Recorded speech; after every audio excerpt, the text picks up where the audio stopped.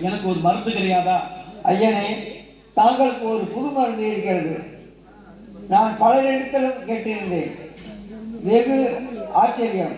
அதுபோல் நீங்களும் செய்கிறார்கள், உடனே சுகமானவர்கள். ஆஹா, எதையும் செய்ய தயாராக இருக்கிறேன்.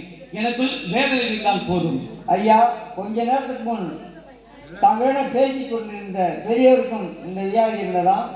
பெரிய சேனை தலைவர் செபஸ்தியரிடமிருந்து சுகம் கிடைக்கலாம். ஆகையால் அவரை கண்டு கொள்ளுங்கள்.